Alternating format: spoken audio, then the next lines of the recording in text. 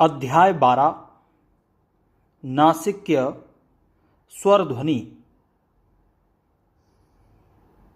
कुछ शब्द ऐसे होते हैं जिनको बोलने में नासिक्य ध्वनि प्रकट होती है। यानी कुछ शब्द नाक के सुर बोले जाते हैं, जैसे माँ, खां, फांसी, भेंट, ईंट। इनको बोलने में कहीं न कहीं हमारी नाक से भी आवाज़ आती है। तो ऐसे शब्दों को किस तरीके से बनाएं? तो नियम है, आ ई ए स्वर वाले शब्दों के साथ जिन स्वरों पर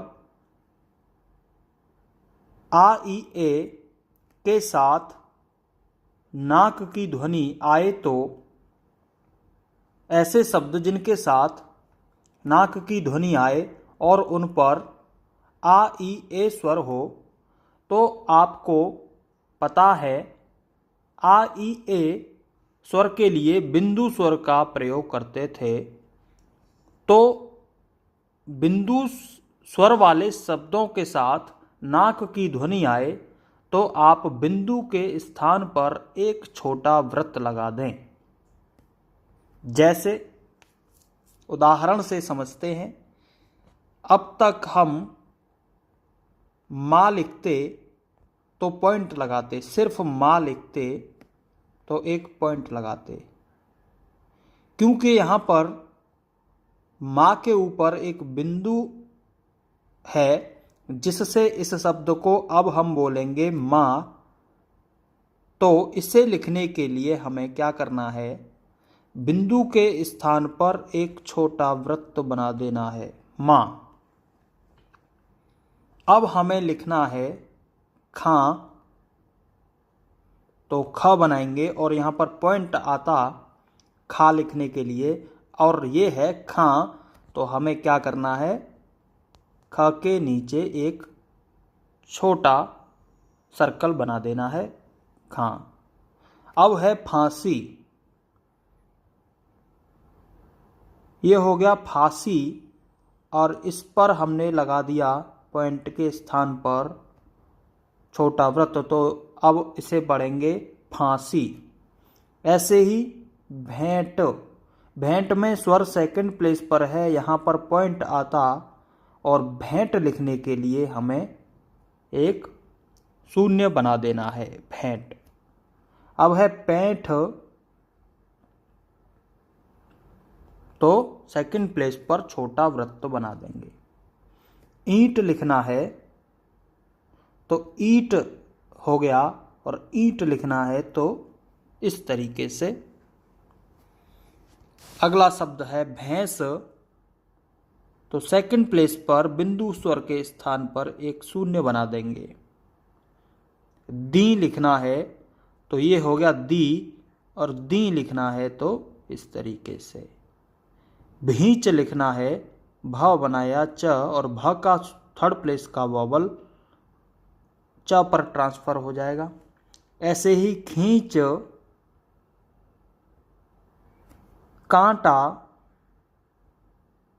कांटा, दांव। तो दोस्तों, जहां पर बिंदु स्वर लगते थे उन स्थानों पर हमने बिंदु की जगह सर्कल लगा दिया, एक छोटा सर्कल। अब बढ़ते हैं आगे। नंबर 2, अ ओ उ डैश स्वरों वाले शब्दों के साथ नासिक्य ध्वनि आए तो डैश स्वरों को समानांतर पैरेलल लगाएं। जैसे हमें लिखना है जौक, सिर्फ जौक लिखना होता तो हम लिखते जौक। क्योंकि एक पॉइंट आ गया यहाँ पर, तो अब हमें क्या करना है? जौक लिखने के लिए जो फर्स्ट प्लेस पर डैश वॉवल था, इसके स्थान पर अब हमें वॉवल लगाना है समानांतर फर्स्ट प्लेस पर। जोंक। हमें लिखना है नोच। तो नोच हम लिखते थे ऐसे, और अब लिखेंगे इसी को समानांतर लगा देंगे इस तरीके से। हमें लिखना है ऊंट, और सिर्फ ऊंट लिखते तो ऐसे, और ऊंट लिखेंगे तो इसको वॉवल को समानांतर लगा देंगे। हमें लिखना है पूंछ,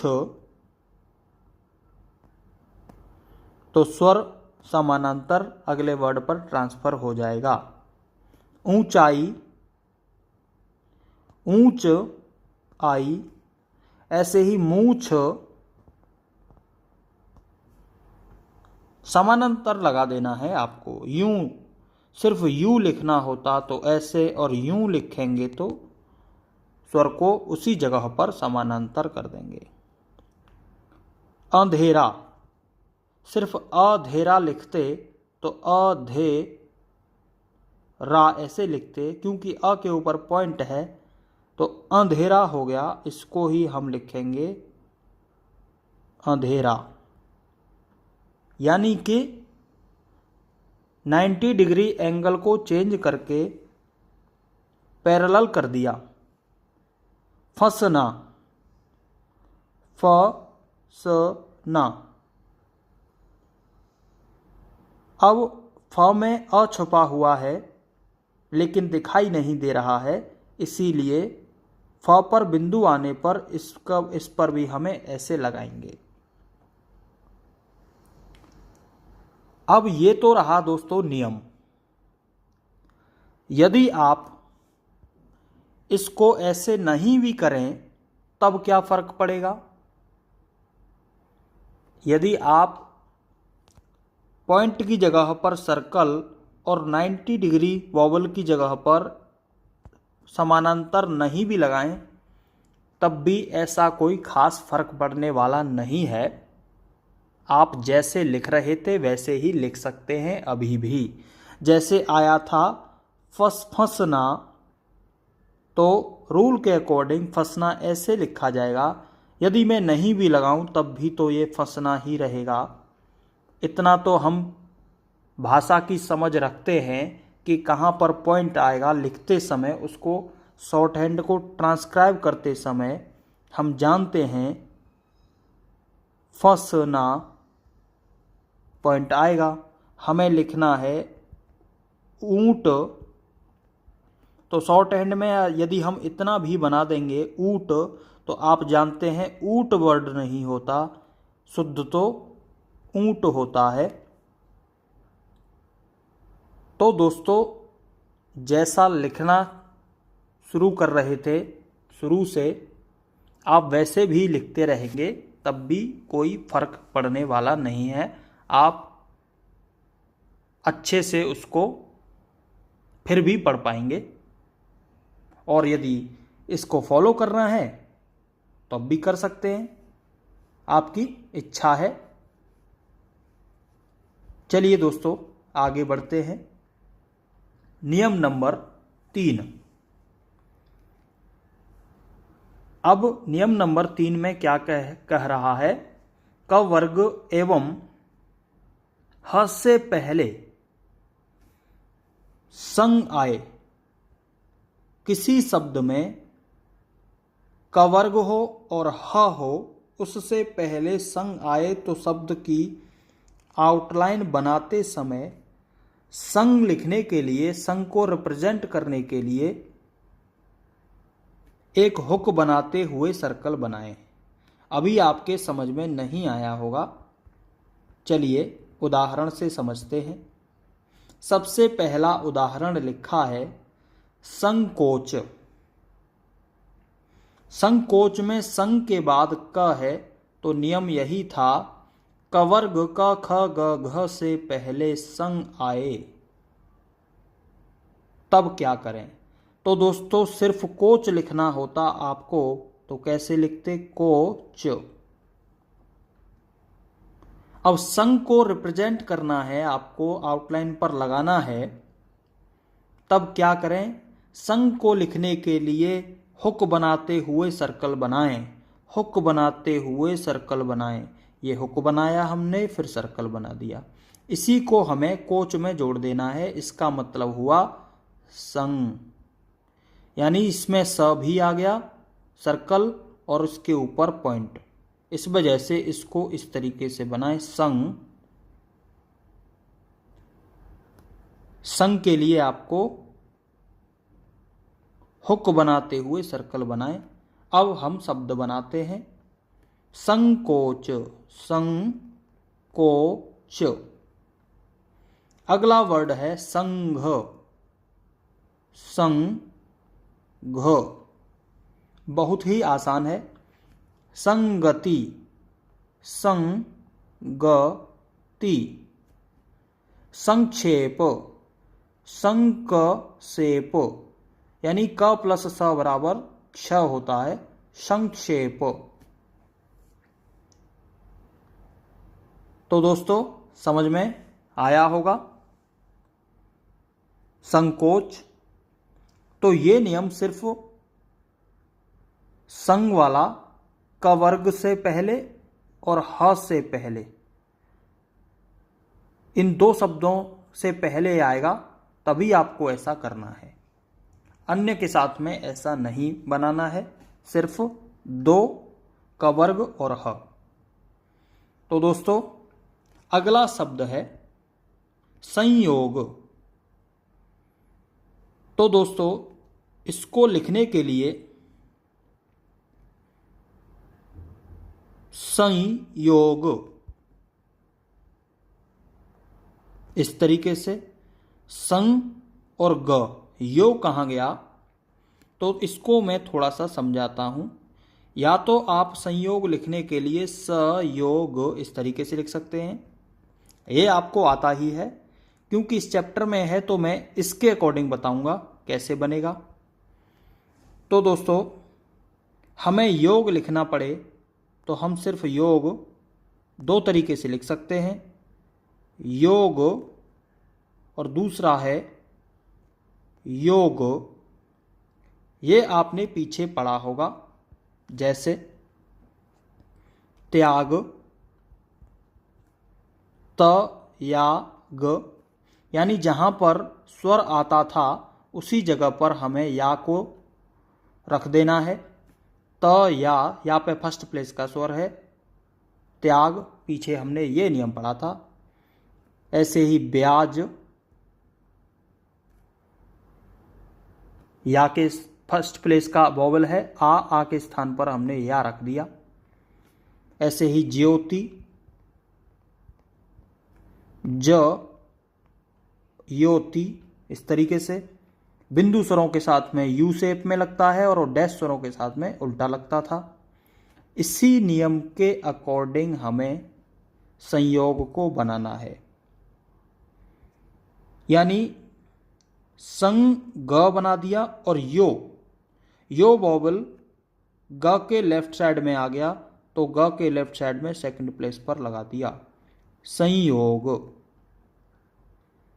अब एक शब्द था ह से पहले संग आ जाए तब किस तरीके से जोड़ें? तो हार ऐसे लिखेंगे और संहार आ जाए तो आपको सिंपल एक हुक बनाते हुए सर्कल बना देना है, संहार। संहिता, संहिता। सिंहासन, सिंहासन, इस तरीके से सिंहासन।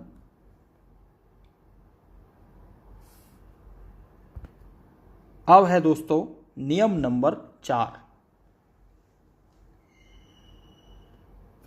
किसी शब्द में शुरू में हमें कंग सुनाई दे, कन सुनाई दे, कम, कान, काम, ये ध्वनियां किसी शब्द के शुरू में सुनाई दें तो इनको प्रकट करने के लिए शुरू में एक बिंदु लगा दें। शुरू में एक बिंदु लगा दें तो कम, कन, कम, कान, इनमें से कोई एक जुड़ जाएगा। एग्जाम्पल से समझते हैं। हमें लिखना है कंजूस। तो पहले जूस लिखेंगे और कं के लिए आपको एक पॉइंट शुरू में लगा देना है, कन जूस। ये जूस और ये कन जूस। आगे है काम रेड। काम के लिए एक पॉइंट बना देना है, रेड और काम रेड। ये सब हमें अपने शब्दों को शॉर्ट करने के लिए करना पड़ रहा है ताकि हम तीव्र गति से लिख सकें। 80, 100, 120, 140, 160 शब्द गति से स्पीड से परीक्षाएं होती हैं। तो इतनी स्पीड तभी बनेगी जब हम अपने शब्दों को शॉर्ट कर लें। तो दोस्तों अगला शब्द है कामयाब। ये याब और शुरू में एक पॉइंट लग गया तो कामयाब। कंधा, धा बनाया और शुरू में एक पॉइंट लग गया तो कंधा। कंपनी, पनी और शुरू में पॉइंट लग गया कंपनी।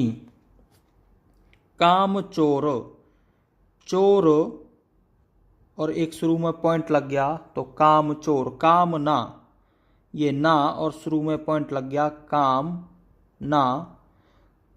कम नसीब, नसीब और शुरू में पॉइंट लग गया कम नसीब। Committee, committee. कानून, कान प्लस ऊन, ऊन ये हो गया शुरू में लग गया कान, कानून। अगला नियम, नियम नंबर 4 से ही रिलेटेड है। तो दोस्तों नियम नंबर 5 में क्या कहता है, ये शब्द कन, कन, कम, कान किसी शब्द के बीच में आ जाएं तब क्या करेंगे। तो ये ध्वनियां किसी शब्द के बीच में आए तो इनसे पहले वाली रेखा और इनके बाद वाली रेखा दोनों को अलग करके नज़दीक लिख दें, एक दूसरे के नज़दीक लिख दें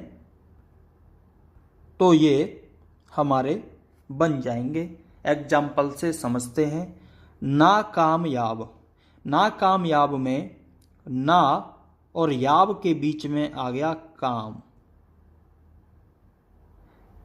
कम, कम कान से पहले और बाद में दोनों शब्दों के बीच में कम, कम कान में से आ जाए तो ना और याब को अलग कर देंगे और दोनों को नज़दीक लिख देंगे। तो बनाते हैं ना याब, ये हो गया नायाब, हमने दोनों को जोड़ दिया। लेकिन ना और याब को अलग करके नज़दीक लिख दिया तो बीच में जो हमने गैप बनाया है, इसी गैप का मतलब हुआ ना और गैप मतलब काम जुड़ गया याब। अब सोचें आप, ना और याब इतना दूर यदि आप लिख दें तो ये नाकामयाब नहीं हुआ, ये हुआ ना और याब और ये एक साथ नायाब। लेकिन आपको गैप करना है, ना कामयाब शुभ कामना। इस तरीके से आप प्रैक्टिस करें, बहुत ही आसान है।